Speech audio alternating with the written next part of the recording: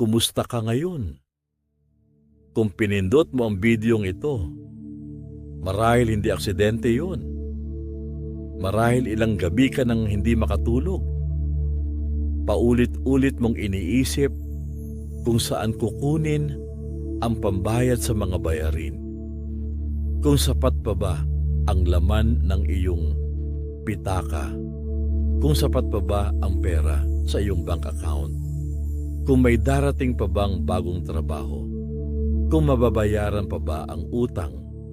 Kung kakayanin pa bang buhayin ang pamilya? Kung makakapag-aral pa ba ang mga anak? Kung may pag-asa pa ba ang negosyo? O baka isa kang estudyante na nag-aalala kung paano maipagpapatuloy ang iyong pag-aaral? Or isa kang empleyado na nangangambang mawalan ng trabaho? O kaya na may isa kang OFW na nag-aalala sa pamilya sa Pilipinas? O isa kang negosyante na tila araw-araw ay lumiliit ang kinikita? Or isa kang bagong graduate na naghahanap ng oportunidad? Isa kang ama o kaya na may isang ina or isa kang kabataang nagsisimula pa lamang mangarap at sa bawat pagising mo, parang may mabigat na batong nakapatong sa iyong dibdib. Napapaisip ka, Panginoon, hanggang kailan pa? Kung ganyan ang iyong nararamdaman, manatili ka lamang.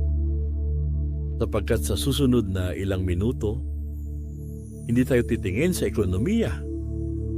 Hindi tayo titingin sa balita. Hindi tayo titingin sa presyo ng mga bilihin.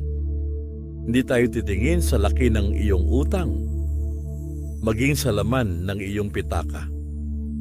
Sa halip, titingin tayo sa katapatan ng Diyos, sa kaniyang mga pangako, sa kaniyang salita, at sa kaniyang hindi nagbabagong pag-ibig. Marahil pakiramdam mo ay wala ka ng kontrol.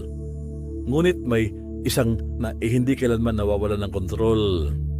Si Yahweh, ang Diyos na lumalang sa langit at lupa, ang Diyos na nakakakita ng iyong sitwasyon, ang Diyos na nakababatid ng bawat luha, ang Diyos na nakaalam maging ng iyong mga panalangin, hindi mo pa nasasambit, hindi ka nag-iisa, at hindi ka pinababayaan. Sa Pilipinas ngayon, maraming pamilya ang dumaranas ng matinding pagsubok sa pananalapi. Marami ang nagsasabing ang pinakamalaking pinagmumula ng kanilang pag-aalala ay ang tumataas na presyo ng mga pangunahing bilihin. Pagkain, pamasahe, kuryente, tubig, gamot, pabahay, at iba pang pang-araw-araw na pangangailangan. Ipinakikita rin ng iba't ibang pag-aaral sa bansa na marami sa mga Pilipino ang nakararanas ng stress at pagkabalisa na may kaugnayan sa pananalapi. Hindi katakatakang marami ang nahihirapang matulog, nahihirapang magpahinga, nahihirapang ngumiti, nahihirapang umasa. Ngunit, kapatid, hindi kinakailangang maging bahagi ka ng istatistikang iyon habang buhay. Hindi dahil walang problema, kundi dahil may Diyos na higit na dakila kaysa sa anumang problema. May kapayapaang hindi nakasalalay sa laki ng iyong kita. May pag-asang hindi nakasalalay sa kalagayan ng ekonomiya. May kapanatagang hindi nakasalalay sa laman ng iyong bank account, sapagkat ang ating pag-asa ay nakasalalay kay Kristo. Ngayong sandaling ito, hayaan mong unti-unti isuko sa Diyos ang bawat alalahanin. Hindi natin ikakaila ang realidad, ngunit hindi rin natin hahayaang anumang nakikita ng ating mga mata, naririnig ng ating pandinig, o nadarama ang magkaroon ng huling salita. Ang salita ng Diyos ang magkakaroon ng huling salita. Bago tayo magpatuloy, humanap ka ng komportabling posisyon at huminga ng malalim ng dahan-dahan. Ngayon naman ay marahang mag-exhale. Minsan pa, malalim na paghinga at dahan-dahang ilabas ang hangin mula sa iyong dibdib. Habang humihinga ka, isipin mong bawat paghinga ay paalala na ang hiningang nasa iyo ay regalo ng Diyos. Ang Diyos na nagbigay ng iyong hininga. Siya rin ang Diyos na may kakayahang magpanatili ng iyong buhay. Habang humihinga ka, unti-unti mong bitiwan ang takot, bitiwan ang pangamba, bitiwan ang pagkabalisa, bitiwan ang pagnanais na kontrolin ang lahat ng bagay. At sabihin mo sa iyong puso, Panginoon, Ikaw ang bahala. Hindi ibig sabihin nito na titigil tayong magsumikap. Hindi ibig sabihin nito na hindi na tayo magpaplano. Hindi ibig sabihin nito na magiging pabaya tayo. Ang ibig sabihin lamang nito, hindi natin dadalhin mag-isa ang bigat ng buhay. Dadalhin natin ito kasama ni Kristo. At ngayon, pakinggan natin ang isa sa pinakamagandang paalala ng Panginoong Hesus tungkol sa pag-aalala. Sa Ebanghelyo ayon kay Mateo Kabanata 6, hindi nagsalita si Hesus sa mga taong may marangyang buhay. Nagsalita siya sa mga ordinaryong taong araw-araw ding nag-iisip kung ano ang kanilang kakainin, ano ang kanilang iinumin, ano ang kanilang isusuot. Mga taong katulad natin, sinabi ng Panginoong Hesus. Kaya't sinasabi ko sa inyo, huwag kayong mabalisa tungkol sa inyong kakainin at sa inyong iinumin upang kayo'y mabuhay o kaya'y tungkol sa susuotin ng inyong katawan. Hindi ba't ang buhay ay higit na mahalaga kaysa pagkain at ang katawan kaysa damit? Napakagandang paalala. Hindi sinabi ni Jesus na hindi mahalaga ang pagkain.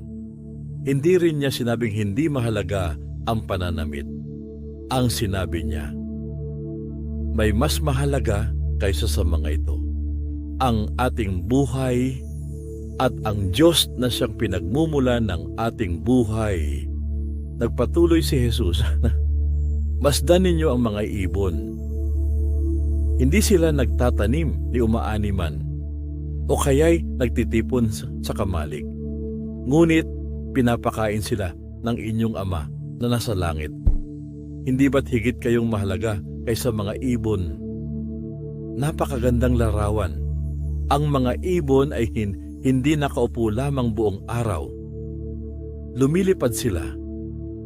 Naghahanap sila ng pagkain. Ngunit ang Diyos ang siyang may hawak sa mundong kanilang ginagalawan. Gayon din tayo. Tinatawag tayo ng Diyos na maging masipag, maging matalino, maging tapat. Ngunit habang tayo'y nagsisikap, hindi tayo umaasa lamang sa ating sariling lakas. Umaasa tayo sa Diyos na nagbibigay ng bawat pagkakataon, bawat kakayahan, bawat biyaya. At sinabi pa ni Jesus, sino sa inyo ang makakapagpahaba ng kanyang buhay ng kahit isang oras sa pamamagitan ng kanyang pagkabalisa? Napakalalim ng tanong na ito. Ilang gabi na ba ang ginugol mo sa pag-aalala? At matapos ang lahat ng iyon, nabawasan ba ang utang? Nadagdagan ba ang laman ng iyong pitaka? Lumaki ba ang iyong suweldo?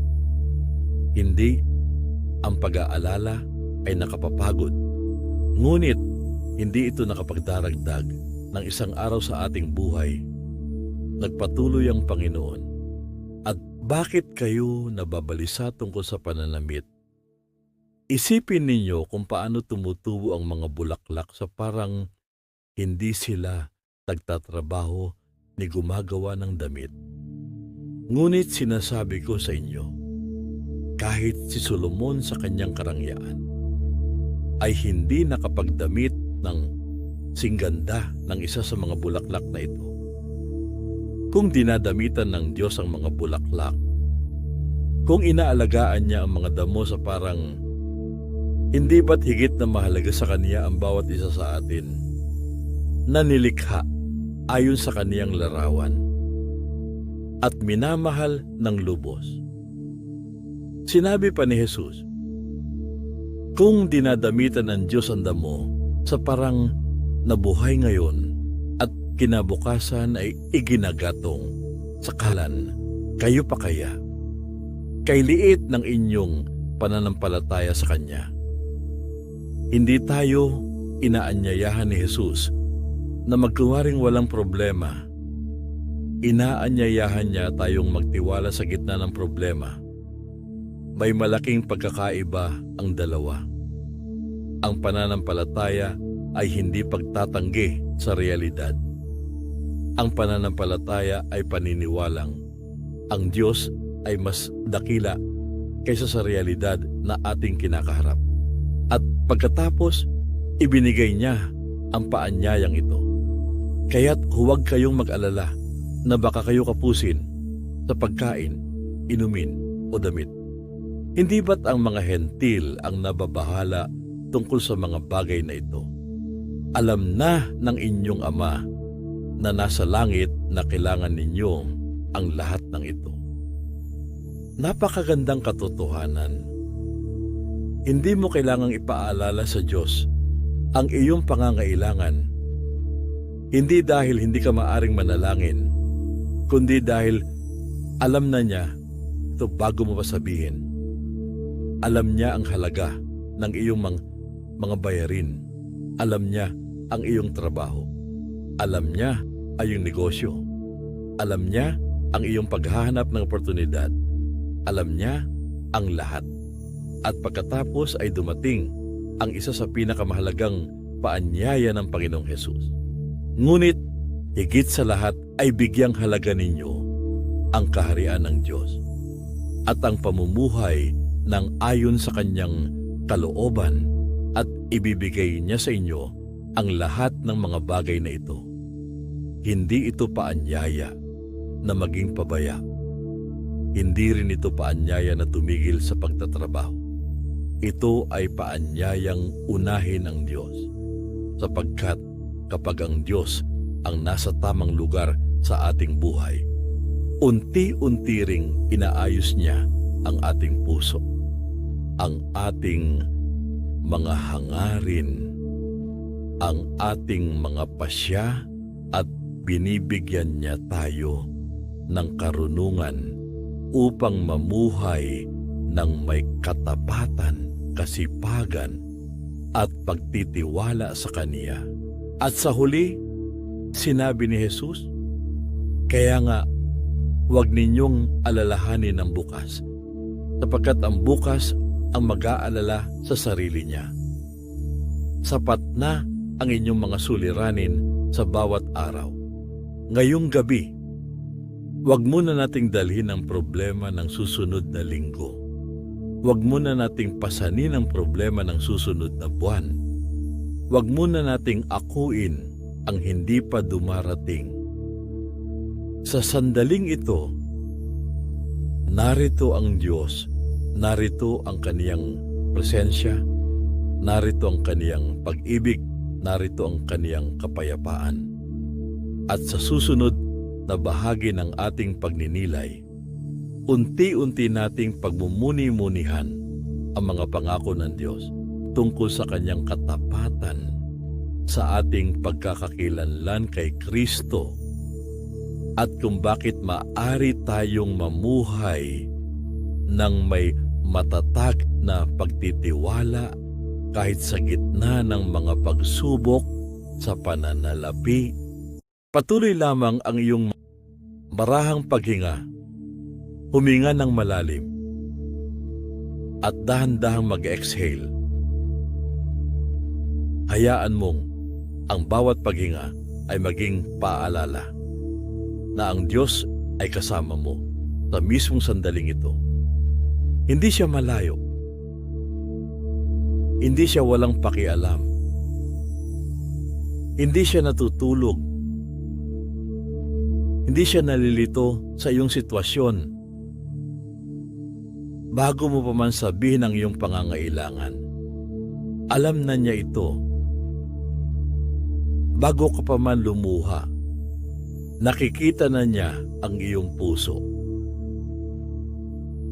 Marahil hanggang ngayon ay may mga tanong ka pa rin. Panginoon, bakit tila napakahirap ng buhay? Bakit tila ang dami kong pagsubok? Bakit tila hindi sapat ang kinikita ko? Bakit tila napakaraming bayarin? Mga tanong na totoo. Mga tanong na hindi ipinagbabawal ng Diyos. Ngunit, sa gitna ng lahat ng tanong, may isang bagay na nais ipaalaala ng Diyos sa iyo. Bago ka pa maging empleyado, bago ka pa maging negosyante, bago ka pa maging magulang, bago ka pa maging estudyante, mayroon ka ng pagkakakilanlan. Kung ikaw ay sumasampalataya kay Hesukristo, ikaw ay kabilang sa Kanya. Ikaw ay tinubos. Ikaw ay pinatawad. Ikaw ay minamahal. At ang pagkakakilanlang ito, ang siyang matibay na pundasyon ng ating pagtitiwala. Hindi tayo nagtitiwala sa Diyos dahil walang problema. Nagtitiwala tayo sa Diyos dahil kilala natin kung sino siya at dahil alam natin kung sino tayo sa Kanya. Pakinggan natin ang sinasabi ng salita ng Diyos. Efeso 3:12. Dahil sa ating pakikipag-isa kay Kristo at sa pamamagitan ng ating pananalig sa Kanya, makakalapit tayo sa Diyos ng may pagtitiwala at panatag ang loob. Napakagandang paanyaya. Hindi natin kailangang matakot lumapit sa Diyos. Hindi natin kailangang isipin na baka hindi niya tayo tanggapin. Hindi natin kailangang magkunwaring malakas. Maaari tayong lumapit. May pagtitiwala. May kapanatagan. Hindi dahil karapat-dapat tayo sa ating sarili, kundi dahil sa ginawa ni Hesukristo sa krus. Sa Kanyang kamatayan, binayaran niya ang ating kasalanan. Sa Kaniyang muling pagkabuhay, nagkaroon tayo ng bagong buhay. At dahil dito, ang Diyos ay hindi na lamang ating manlilikha. Siya ay ating mapagmahal na Ama. At ang isang mabuting Ama ay nakikinig sa Kanyang mga anak. Kung ikaw ay nag-aalala ngayon tungkol sa iyong pananalapi, lumapit ka sa Ama, hindi bilang isang dayuhan, kundi bilang isang anak na minamahal. Ngayon naman ay pakinggan natin ang Efeso 1:3. Purihin ang Diyos at Ama ng ating Panginoong Hesukristo. Pinagkalooban niya tayo ng lahat ng pagpapalang espiritual na nagmumula sa langit dahil sa ating pakikipag-isa kay Kristo. Napakahalaga ng salitang pakikipag-isa kay Kristo. Ang ating tunay na kayamanan ay nagsisimula sa ating relasyon kay Jesus. Sa Kanya ay meron tayong kapatawaran, meron tayong pag-asa, meron tayong kapayapaan, meron tayong layunin, meron tayong bagong puso. Kapag ang mga pagpapalang espiritual na ito ang nagiging pundasyon ng ating buhay, hindi madaling maagaw ng mga pagsubok ang ating pag-asa. Hindi tayo sinusukat ng Diyos batay sa laman ng ating pitaka, kundi batay sa ating pakikipag-isa kay Kristo. At mula sa matatag na ugnayang iyon, ginagabayan niya tayo sa bawat bahagi ng ating buhay, kasama ang ating trabaho, mga pasya, at pang-araw-araw na pangangailangan. Pakinggan naman natin ang Roma 8:17. At yamang mga anak, tayo'y mga tagapagmana ng Diyos at kasamang tagapagmana ni Kristo. Sapagkat kung tayo'y kasama niya sa pagtitiis, tayo'y makakasama niya sa kanyang kaluwalhatian.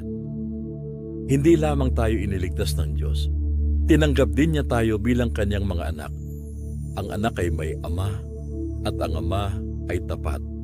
Maaring hindi natin palaging nauunawaan ang paraan ng Diyos. Maaring hindi agad dumarating ang kasagutan, ngunit ang ating Ama ay hindi tumitigil sa paggawa kahit hindi natin ito nakikita. Sa gitna ng paghihintay, hindi ka iniwan ng Diyos. Sa gitna ng pagsubok, hindi ka niya kinalimutan. At ngayon, pakinggan natin ang isang talatang matagal nang nagbibigay ng pag-asa sa maraming mananampalataya. Pilipos 4:19. At buhat sa hindi mauubos na kayamanan ng Diyos, ibibigay niya ang lahat ng inyong kailangan sa pamamagitan ni Kristo Jesus. Pansinin natin ang sinabi ng kasulatan, ibibigay niya ang lahat ng inyong kailangan. Ang Diyos ay nakaalam ng ating tunay na pangangailangan. Minsan, ang kailangan natin ay bagong oportunidad. Minsan, karunungan sa tamang pagpapasya. Minsan, lakas upang magpatuloy. Minsan, pagbabago ng puso. Minsan, isang taong tutulong. Minsan, isang pintuang bubuksan sa tamang panahon. Ang Diyos ay hindi nauubusan ng paraan upang ipakita ang kanyang katapatan.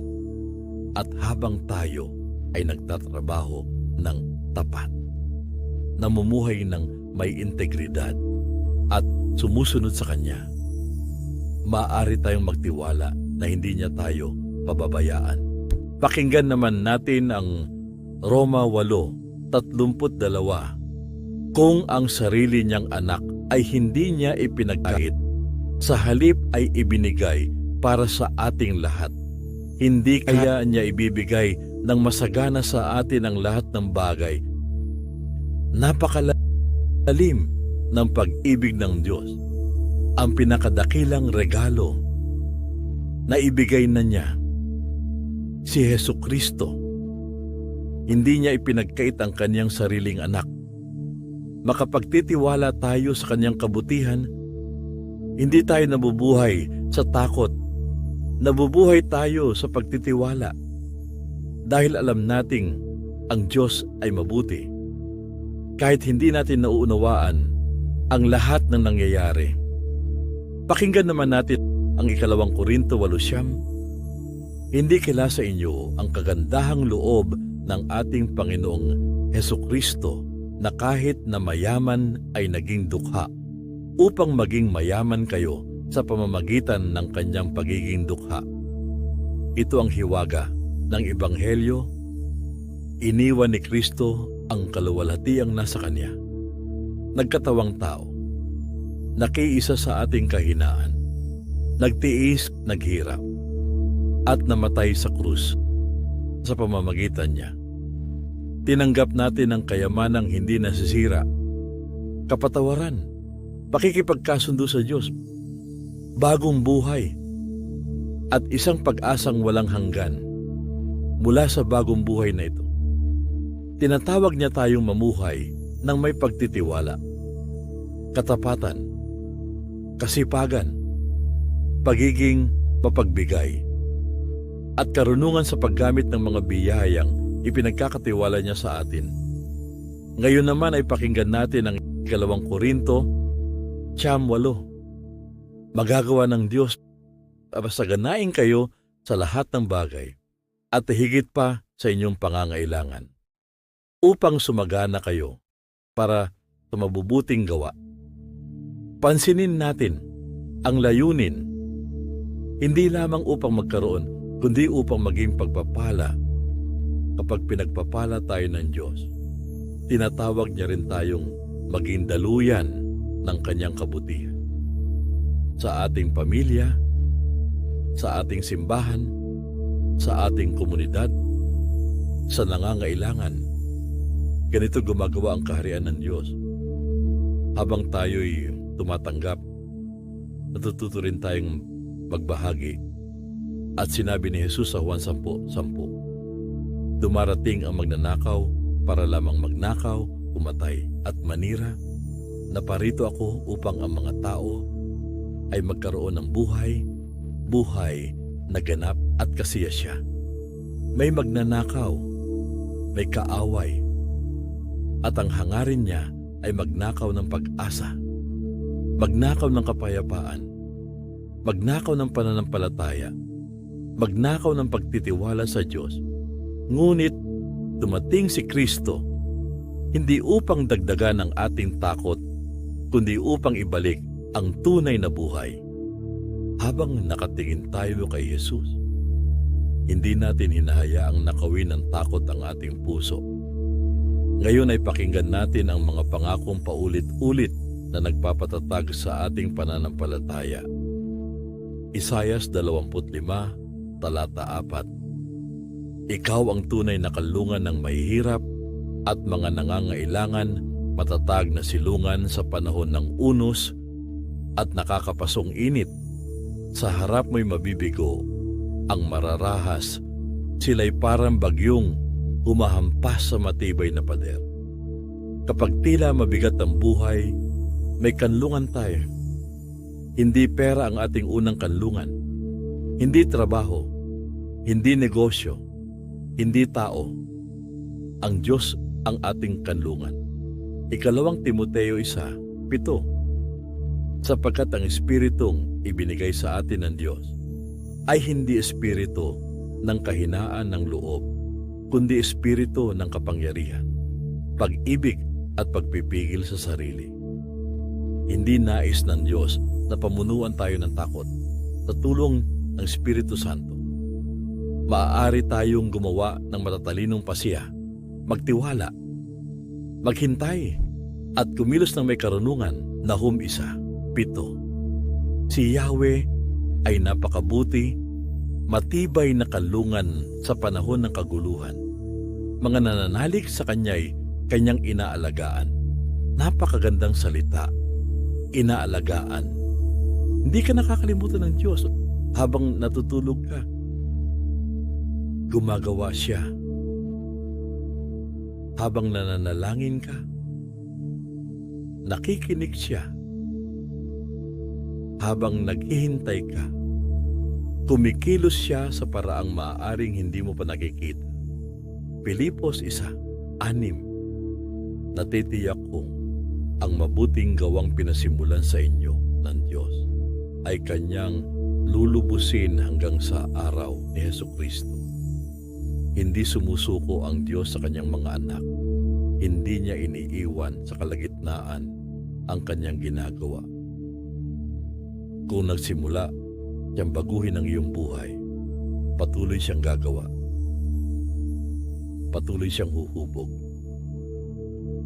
Patuloy siyang magtuturo. Patuloy siyang magpapalakas.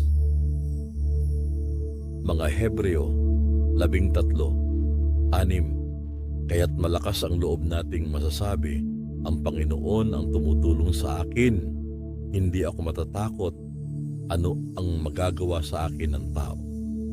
Hindi dahil malakas tayo, kundi dahil ang Panginoon ang tumutulong sa atin. Mga Awit 23:1. Si Yahweh ang aking pastol, hindi ako magkukulang. Ang mabuting pastol ay hindi nagpapabaya sa kanyang mga tupa. Ginagabayan niya, inaalagaan, pinangungunahan, at tinuturuan. Mga Awit 37:25. Mula pagkabatat ngayong tumanda na, sa tanang buhay ko'y walang nabalita na sa taong tapat ang Diyos nagpabaya o ang anak niya'y naging hampas lupa. Maraming ulit tayong maaaring manghina. Ngunit ang katapatan ng Diyos ay hindi nagbabago. Maaring iba ang paraan ng kaniyang paglalaan kaysa sa ating inaasahan, ngunit nananatili siyang tapat. At pakinggan natin ang napakagandang larawan sa Jeremias 17:7-8. Mapalad ang mga taong nagtitiwala kay Yahweh, pagpapalain ang umaasa sa Kanya. Katulad niya isang punong kahoy na nakatanim sa tabi ng batisan, ang mga ugat ay patungo sa tubig.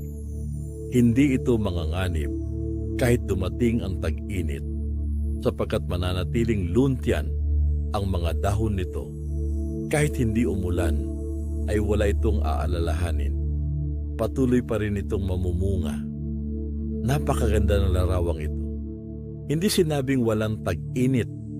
Hindi sinabing laging uulan. Hindi sinabing walang tagtuyot. Ngunit sinabi na ang punong nakaugat sa tubig ay nananatiling luntian. Ganito ang taong nakaugat sa Diyos. Maaring magbago ang ekonomiya. Maaring magkaroon ng krisis. Maaring magkaroon ng kawalan ng katiyakan. Ngunit ang taong ang ugat ay nasa Diyos ay patuloy na makatatanggap ng lakas, karunungan, pag-asa, at katatagan. Kaya ngayong sandaling ito, sabihin mo sa iyong puso, hindi ako magtitiwala sa aking takot. Magtitiwala ako sa Diyos. Hindi ako magtitiwala sa aking mga pangamba. Magtitiwala ako sa katapatan ng Panginoon. Hindi ako magtitiwala sa nakikita lamang ng aking mga mata. Magtitiwala ako sa Diyos na nakakakita ng buong larawan. Sa susunod na bahagi ng ating pagninilay, sasabay tayong magdeklara ng mga katotohanang nagmumula sa salita ng Diyos. At pagkatapos ay sama-sama tayong mananalangin na ang Panginoon ay magbigay ng kapayapaan, karunungan, katatagan, at pagtitiwala sa gitna ng anumang pagsubok sa pananalapi. Ngayon, habang nananatili kang kalmado, habang marahan ang iyong paghinga, habang nakatuon ang iyong puso sa presensya ng Diyos, inaanyayahan kitang sumabay sa mga sumusunod na pahayag. Hindi natin ito sasabihin upang pilitin ng Diyos na gawin ang gusto natin. Hindi natin ito sasabihin upang magkunaring walang problema. Sasabihin natin ang mga ito bilang pagpapahayag ng pananampalataya, bilang pagsuko, bilang pagpapaalaala sa ating kaluluwa na ang Diyos ay mabuti, na ang Diyos ay tapat, at na ang ating buhay ay ligtas sa kaniyang mga kamay. Maaari mong sabihin ng marahan, ang Diyos ang aking kanlungan sa panahon ng kaguluhan. Hindi ako nag-iisa sa aking pinagdaraanan. Alam ng aking Ama sa langit ang lahat ng aking pangangailangan. Hindi ako pamumunuan ng takot. Hindi ako magpapasya dahil lamang sa pagkabalisa. Ang Espiritu ng Diyos ay nagbibigay sa akin ng kapangyarihan, pag-ibig at pagpipigil sa sarili. Sa tulong ng Diyos, magiging mahinahon ako. Sa bawat pasyang may kinalaman sa pera, hindi ko hahayaang ang takot sa kakulangan ang kumontrol sa aking puso. Magtitiwala ako sa Diyos. Habang gumagawa rin ako ng tapat, matalino at masikap, hihingi ako ng karunungan bago ako gumawa ng desisyon. Hindi ako padalos-dalos. Hindi ako magpapadala sa tukso ng madaling pera. Hindi ako papasok sa mapanlinlang na kasunduan. Hindi ako magpapagamit sa kasakiman. Pangungunahan ako ng Diyos sa mga tamang hakbang. Bibigyan niya ako ng karunungan upang kilalanin ang tama at maling oportunidad. Ang Diyos ang pinagmumulan ng aking kakayahan. Ang Diyos ang nagbibigay sa akin ng lakas upang magtrabaho. Ang Diyos ang nagbibigay sa akin ng isip upang matuto. Ang Diyos ang nagbibigay sa akin ng pagkakataong magsimula muli. Ngayon, ilagay mo sa isip mo ang iyong kasalukuyang kalagayan sa pananalapi. Maaring iniisip mo ang iyong sweldo, ang iyong trabaho, ang iyong negosyo, ang iyong bayarin, ang iyong utang, ang iyong matrikula, ang iyong renta, ang pagkain ng iyong pamilya, ang gamot ng isang mahal sa buhay, ang iyong ipon, o ang iyong kinabukasan. Huwag mong itulak palayo ang mga alalahaning ito. Dalhin mo sila sa presensya ng Diyos at sabihin mo, Panginoon, isinusuko ko sa iyo ang aking pananalapi. Isinusuko ko sa iyo ang aking kita. Isinusuko ko sa iyo ang aking mga bayarin. Isinusuko ko sa iyo ang aking mga pagkakautang. Isinusuko ko sa iyo ang aking mga plano. Isinusuko ko sa iyo ang aking mga pangarap. Isinusuko ko sa iyo ang aking takot na baka hindi sapat.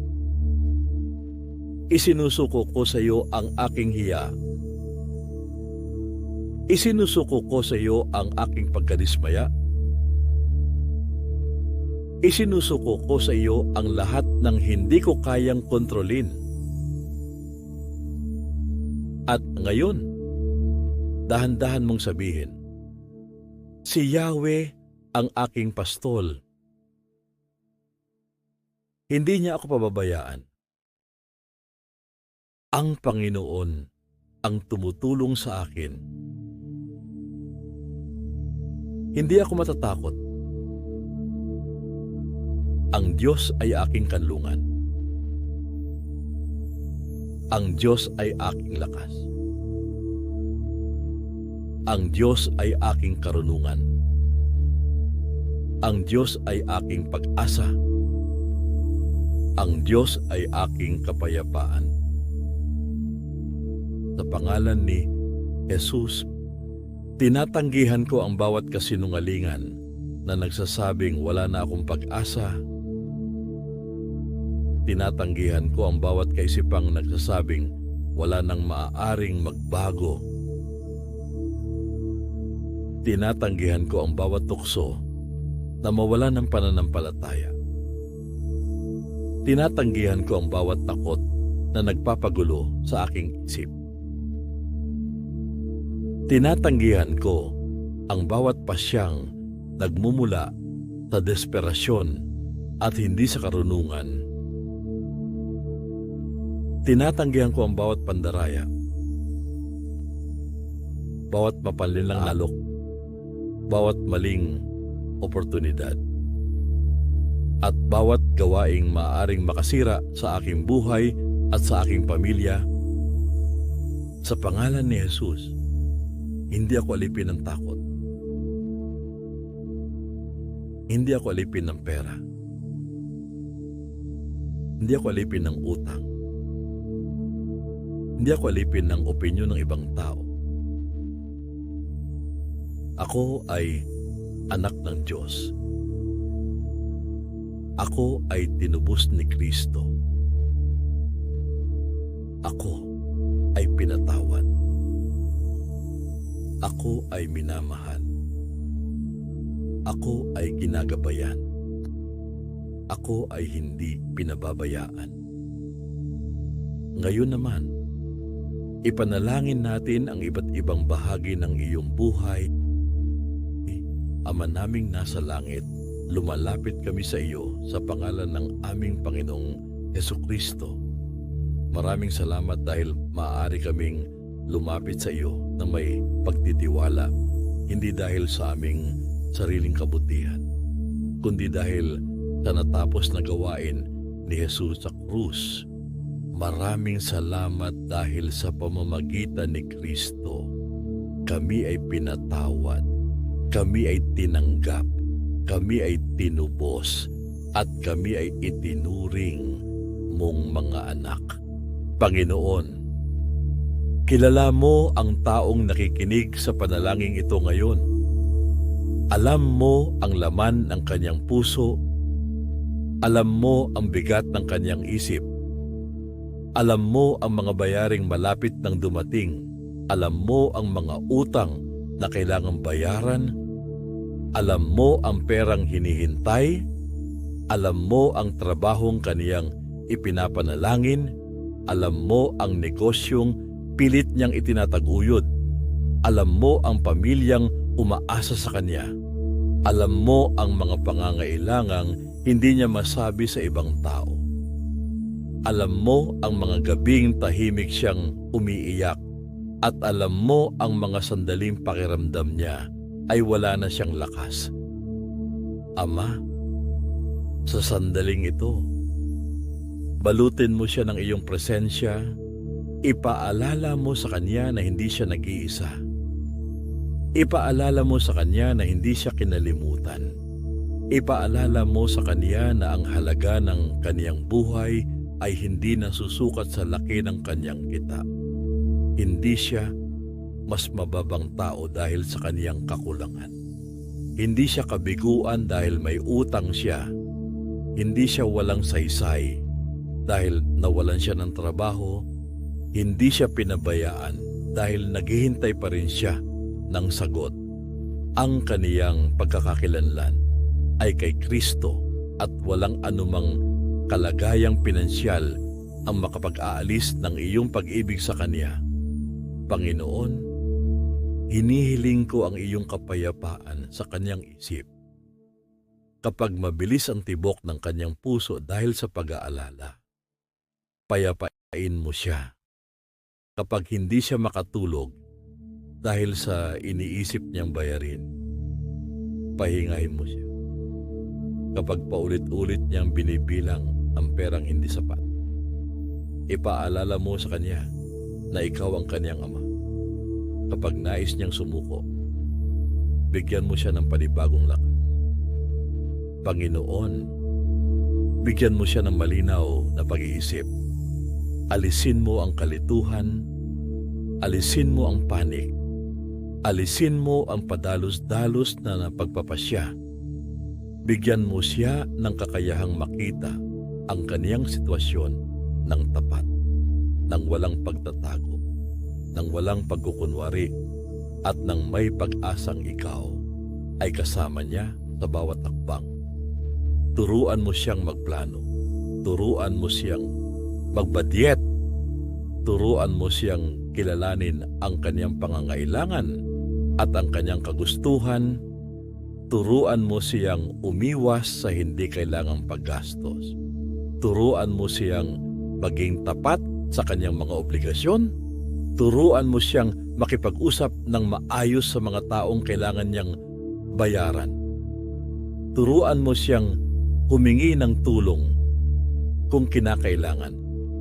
Turuan mo siyang huwag mahiya sa pagsisimulang muli. Panginoon, pagpalain mo ang gawa ng kanyang mga kamay. Bigyan mo siya ng lakas ng katawan upang magampanan ang kanyang mga tungkulin. Pag-ingatan mo ang kanyang kalusugan. Bigyan mo siya ng sapat na pahinga. Ilayo mo siya sa sakit na maaaring lalong magpabigat sa kanyang kalagayan. Bigyan mo siya ng disiplina upang alagaan ang kanyang katawan. Bigyan mo siya ng lakas upang bumangon sa bawat araw, magtrabaho, mag-aral, maglingkod, at magpatuloy para sa nakikinig na naghahanap ng trabaho. Panginoon, buksan mo ang tamang pintuan. Akayin mo siya sa trabahong hindi lamang makatutulong sa kanyang pangangailangan, kundi magiging lugar din ng paglago, integridad, at makabuluhang paglilingkod. Bigyan mo siya ng lakas ng loob sa bawat aplikasyon. Bigyan mo siya ng karunungan sa bawat panayam. Bigyan mo siya ng pasensya habang naghihintay. Ilayo mo siya sa mga peking alok, sa mapanlinlang na recruitment, at sa mga taong nais samantalahin ang kaniyang pangangailangan. Para sa empleyadong nakikinig ngayon, Panginoon, pagpalain mo ang kanyang trabaho, bigyan mo siya ng kahusayan, bigyan mo siya ng sipag, bigyan mo siya ng magandang ugnayan sa kanyang mga katrabaho, bigyan mo siya ng pabor sa mga taong nangangasiwa sa kanya, ngunit higit sa lahat, tulungan mo siyang maging tapat kahit walang nakakakita. Bigyan mo siya ng lakas sa gitna ng pressure. Bigyan mo siya ng karunungan sa pagharap sa pagbabago sa kanyang trabaho. At kung may tamang pagkakataon para sa paglago, pagtaas ng tungkulin, o bagong direksyon, ikaw ang manguna sa kanya. Para sa OFW na nakikinig, Panginoon, ingatan mo siya sa malayong lupain. Palakasin mo ang kanyang katawan. Aliwin mo siya kapag namimiss niya ang kanyang pamilya. Bigyan mo siya ng mabubuting tao sa paligid niya. Ilayo mo siya sa abusadong amo, sa panlilinlang, pagsasamantala, at sa panganib. Bigyan mo siya ng karunungan, pagpapadala ng pera. Tulungan mo ang kanyang pamilya na gamitin ng maayos ang bawat halagang kaniyang pinaghirapan. At sa tamang panahon, gabayan mo siya sa mga desisyong magdadala ng kabutihan sa kanyang pamilya. Para sa negosyante, freelancer, online seller, content creator, at self-employed na nakikinig, Panginoon, bigyan mo siya ng malikhain at makabuluhang ideya. Turuan mo siyang maglingkod ng mahusay sa kanyang mga kliyente. Bigyan mo siya ng matitinong kasosyo. Ilayo mo siya sa mapanlinlang na business dealings. Ilayo mo siya sa maling kontrata. Ilayo mo siya sa taong walang integridad. Bigyan mo siya ng karunungang kilalanin kung kailan kikilos, kailan maghihintay, kailan magpapalawak, at kailan hihinto. Pagpalain mo ang kanyang negosyo upang maging makatarungan, tapat, kapaki-pakinabang, at pagpapala sa ibang tao. Panginoon, pagpalain mo rin ang kanyang mga relasyon. Huwag mong hayaang ang problema sa pera ang sumira sa kanyang pamilya. Bigyan mo ang mag-asawa ng bukas at mahinahong komunikasyon. Alisin mo ang sisihan. Alisin mo ang pagtatago. Alisin mo ang pagmamataas. Tulungan mo silang magkaisa sa pagharap sa kanilang responsibilidad. Bigyan mo sila ng isang direksyon, iisang pananampalataya, at pusong handang magtulungan. Para sa mga magulang, bigyan mo sila ng karunungan sa pagpapalaki ng kanilang mga anak. Tulungan mo silang ipakita na ang tunay na seguridad ay hindi lamang nagmumula sa material na bagay, kundi sa presensya mo, sa matapat na pamilya, at sa pusong marunong magpasalamat. Para sa mga anak na nakikitang nahihirapan ang kanilang mga magulang, bigyan mo sila ng maunawaing puso. Tulungan mo silang Huwag ikumpara ang kanilang pamilya sa iba. Tulungan mo silang pahalagahan ang sakripisyo ng kanilang mga magulang. Di sa tamang panahon, gawin mo rin silang pagpapala sa kanilang tahanan. Panginoon, ipinapanalangin ko ang emosyonal na katatagan ng nakikinig ngayon kapag nakaririnig siya ng masamang balita tungkol sa ekonomiya. Tulungan mo siyang huwag agad matangay ng takot kapag tumataas ang presyo ng mga bilihin. Tulungan mo siyang kumilos ng may karunungan. Kapag hindi tiyak ang hinaharap, ipaalala mo sa kanya na ikaw ay hindi nagbabago. Kapag may pandaigdigang krisis, kapag may kaguluhan, kapag may pagbabago sa trabaho, kapag may biglaang gastusin, panatilihin mong matatag ang kanyang puso. Bigyan mo siya ng maayos na mental na kalagayan. Tulungan mo siyang mag-isip ng malinaw. Tulungan mo siyang umiwas sa labis na pag-overthink. Tulungan mo siyang matulog ng maayos. Tulungan mo siyang humingi ng profesional na tulong kung kinakailangan. Tulungan mo siyang huwag ikahiya ang paghingi ng suporta. At ipaalala mo sa kanya na ang pananampalataya at karunungan ay maaring magkasamang kumilos, Panginoon. Bigyan mo siya ng espiritual na discernment. Buksan mo ang kanyang mga mata upang makilala ang iyong kalooban. Bigyan mo siya ng pagkasensitibo sa pangunguna ng Espiritu Santo. Tulungan mo siyang makilala ang tamang pagkakataon mula sa tukso, ang tunay na pagpapala mula sa bitag, ang matalinong panganib mula sa kapabayaan, ang pananampalataya mula sa padalos-dalos na pagkilos. Sa pangalan ni Jesus, sinasaway namin ang bawat gawa ng kaaway na nagnanais magnakaw ng kapayapaan, sumira ng pamilya, magpalaganap ng takot, magdala ng panlilinlang, at magtulak sa taong ito sa kawalan ng pag-asa. Hindi mananaig ang takot. Hindi mananaig ang kasinungalingan.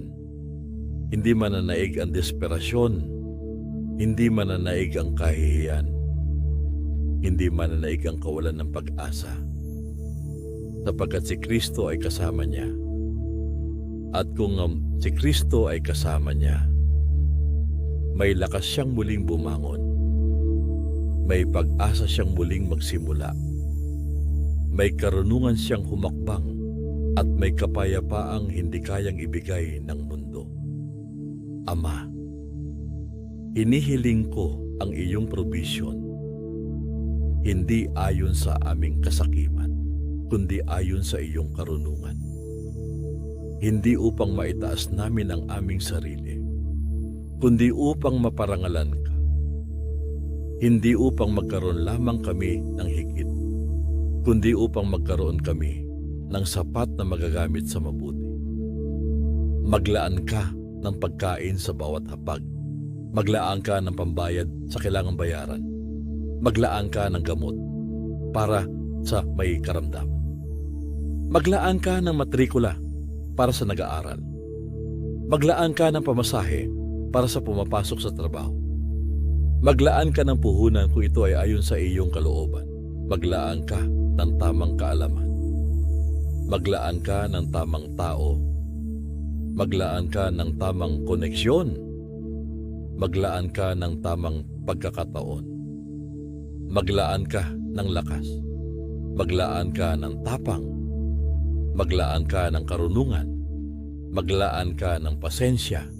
Panginoon, pagpalain mo ang kanyang pitaka, hindi upang siya ay maging mayabang, kundi upang magamit niya ng may karunungan ang iyong ipinagkakatiwala. Pagpalain mo ang kanyang bank account, hindi bilang sukatan ng kanyang halaga, kundi bilang kasangkapang magagamit niya sa responsibilidad, sa pamilya, sa paglilingkod, at sa kabutihan. Pagpalain mo ang kanyang e-wallet, ang kanyang mga digital account, at bawat daluyan ng kaniyang pananalapi.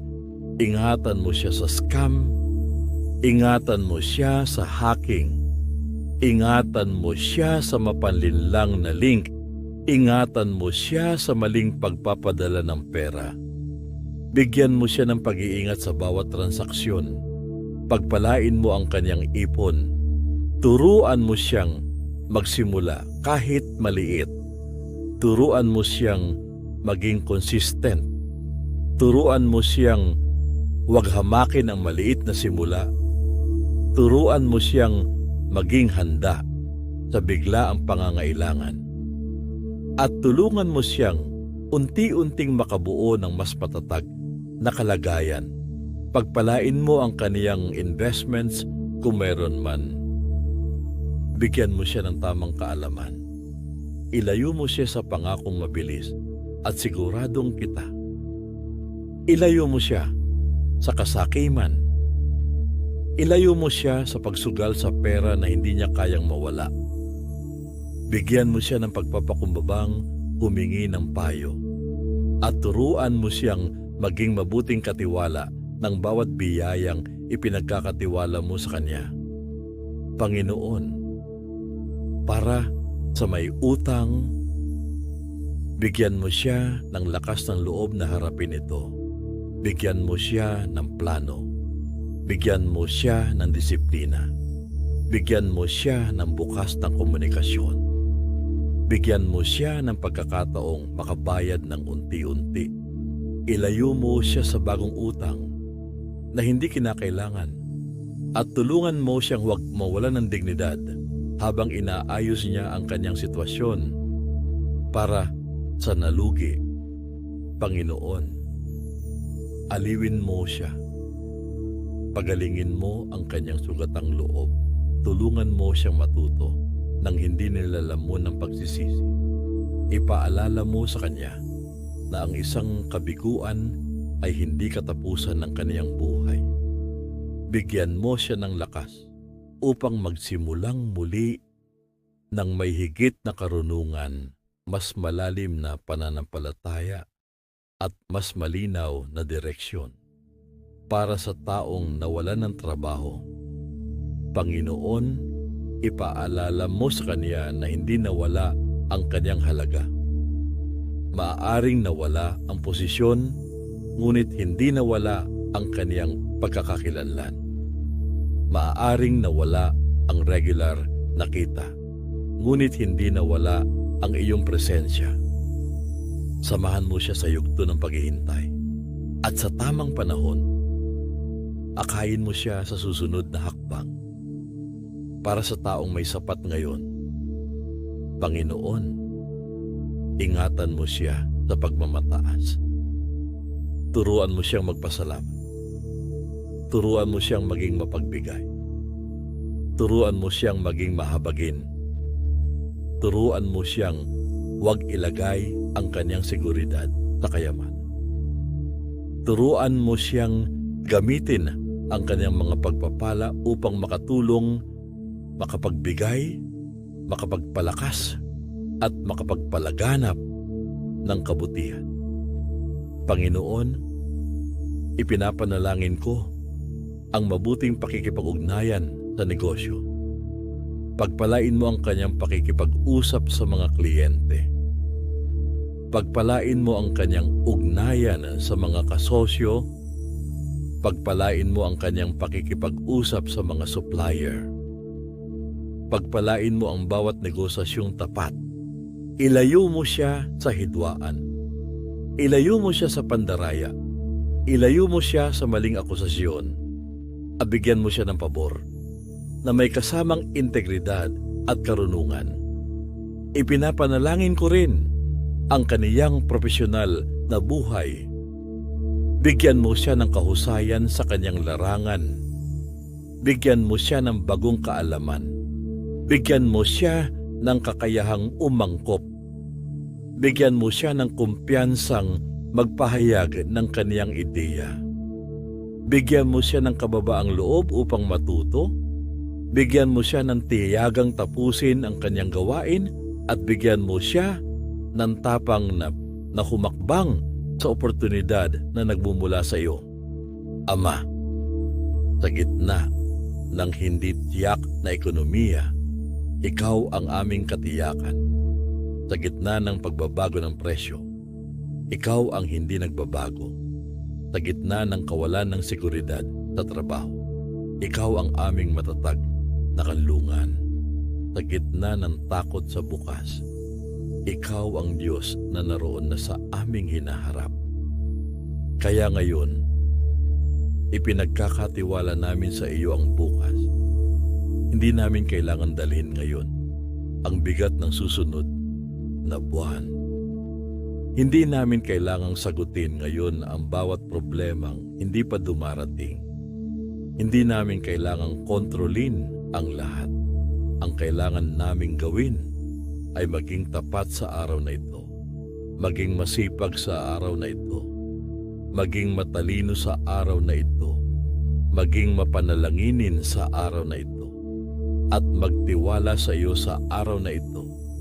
Panginoon, pagpalain mo ang taong ito ng sapat na lakas para sa araw na ito, sapat na karunungan para sa susunod na hakbang, sapat na tapang para sa kinakailangang pag-uusap, sapat na disiplina para sa kaniyang pananalapi, sapat na kapayapaan upang makatulog, at sapat na pananampalataya upang muling bumangon bukas.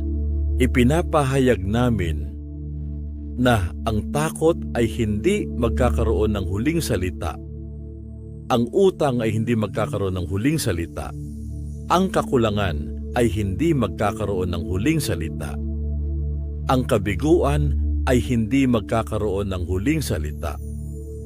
Ang opinyon ng tao ay hindi magkakaroon ng huling salita.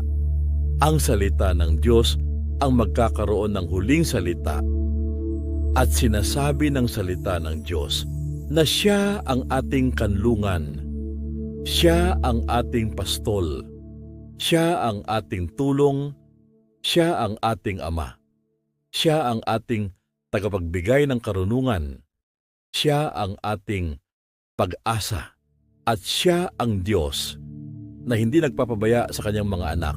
Ngayon, bago natin tapusin ang pagninilay na ito, huminga ka muli ng malalim na pag-inhale, at dahan-dahang mag-exhale. Ilagay mo ang iyong kamay sa iyong dibdib kung komportable para sa iyo. At pakinggan mo ang tibok ng iyong puso. Ang bawat tibok ay nagsasabing, buhay ka pa. Hindi pa tapos ang iyong kwento. May pagkakataon ka pang magsimulang muli. May pagkakataon ka pang gumawa ng mas matalinong pasya. May pagkakataon ka pang matuto. May pagkakataon ka pang bumangon. May pagkakataon ka pang magtiwala. Sabihin mo ng marahan, hindi pa tapos ang Diyos sa aking buhay. Hindi ako pinabayaan. Hindi ako nag-iisa. May pag-asa pa. May panibagong simula pa.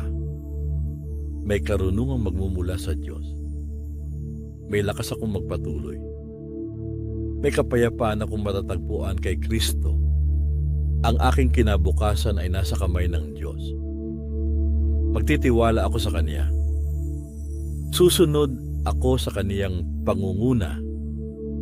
Gagawin ko ng tapat ang aking bahagi. At isusuko ko sa Kaniya ang hindi ko kayang kontrolin.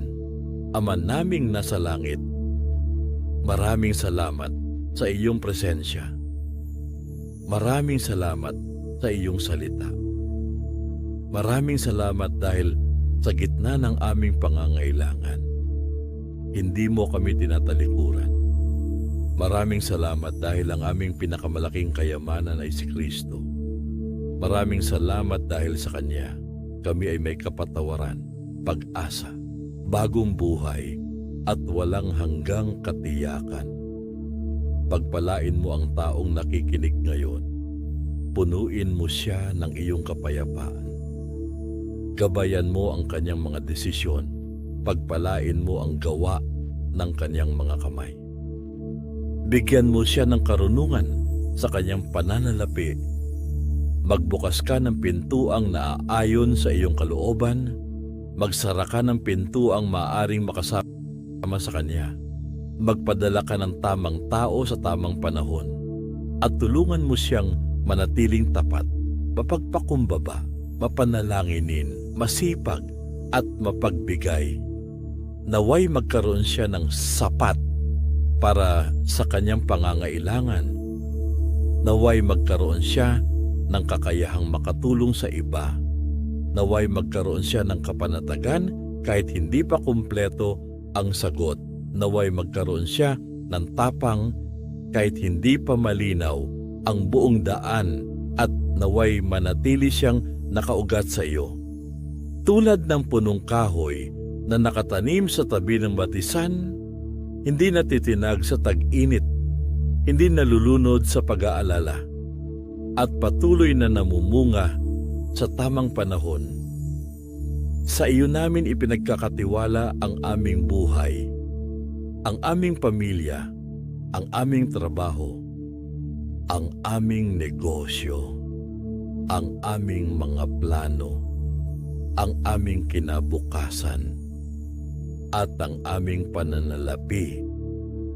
Sa pangalan ni Jesus. Amen. Kung ang pagninilay na ito ay nakatulong upang gumaan ang iyong puso, ibahagi mo sa comment section ang simpleng pahayag na magtitiwala ako sa Diyos. Maaari mo ring isulat ang iyong prayer request upang makasama ka namin sa pananalangin.